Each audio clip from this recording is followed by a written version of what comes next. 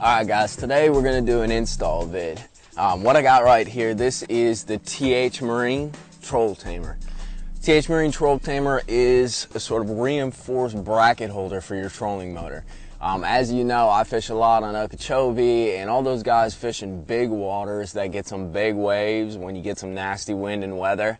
What this is going to do is it's going to reinforce that bracket you got on your trolling motor, stop it from jostling around, stop it from jumping around, getting beat up when you're hitting those 3 to 4 footers out there, or even smaller stuff. All that kind of stuff takes a toll on that bracket as well as your trolling motor.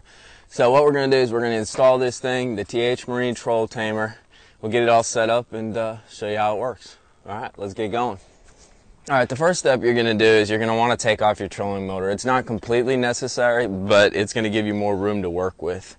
You want to go ahead and you want to get yourself a 1/2 inch or 7/16 inch drill bit. What this is going to be for is you're actually going to be drilling your trolling motor bracket so that reinforcer or that nut can drop on through into the lock position as we go. On most motors, you're going to want to drill this hole about 1.5 to 2 inches down the bracket. And when I say down the bracket, I'm talking about from where the motor would be downwards in that direction. On mine, I'm going to go a little bit lower because I'm adjusting it for my Minn Kota edge. It's a little different setup. So we're going to go ahead and get this hole drilled, and let's get along here.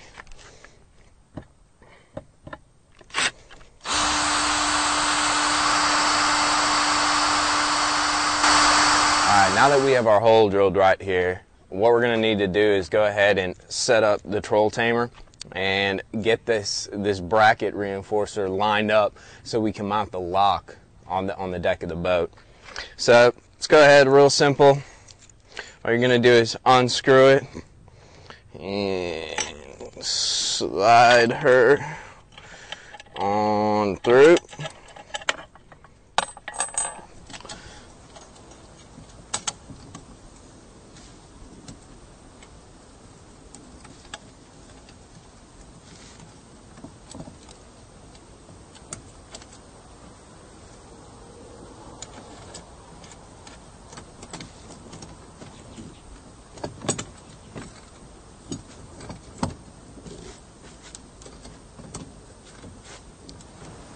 Now that we got the reinforcing bracket nut all set up, we're going to go ahead and pull it back. And basically what we're going to do here is we're going to line up where the lock should actually go. So let me grab this lock right here. This is going to be the locking mechanism that locks down the motor. So you're just going to slide it right over there. And kind of see where she sits.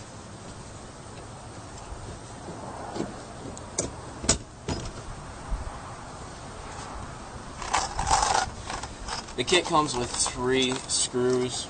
They're basically sheet metal style screws. What you're going to need to do is get a 3/32 inch drill bit, and that's what's going to go ahead and drill your tap or your guiding holes for your screws. So I'm going to grab a marker here, mark this off, and then get these screws going and finish up setting this thing up. So we've got 1 screw locking this locking mechanism down. Just a couple notes that you really want to pay attention to. Firstly, when you're lining the locking mechanism up, make sure that the locking bar is perpendicular. So that means it kind of intersects with your trolling motor bracket. You want that because that locking mechanism is a forward-facing type mechanism, and it's going to work best and lock in right when you drop the trolling motor in if it's perpendicular and lined up with that trolling motor. The other thing too you want to remember when you're putting in the locking mechanism, as with anything that has to meet and line up with something, it can be a little bit tricky. So you want to make sure you only drop 1 screw through it, and then you want to double check and make sure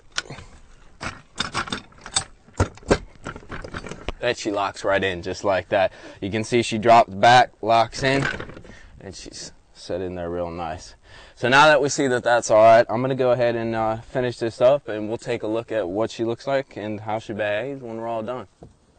So we're all set up and ready to go. We mounted the last two of our screws into the locking mechanism. As you can see, it's real simple but real solid. Just slides forward to release, and then it's spring loaded, so it's going to lock automatically when you bring the trolling motor back. So let's take a look at how the final installation looks. I'm kind of excited to see, because the trolling motor was bouncing around quite a bit before, and it was really kind of taking a toll on the mount. We've had some kind of nasty weather, so I'm hoping this is going to solve my problem. So let's take a look.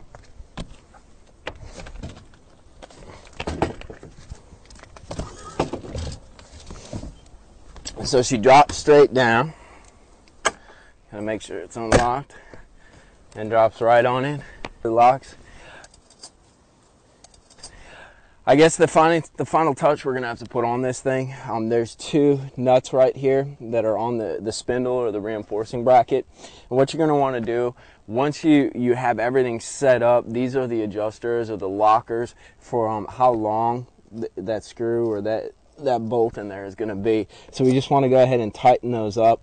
I'm gonna go ahead and grab a wrench and make sure they're locked down solid. But let's see here. She ain't shaking no more, man. That's kind of nice.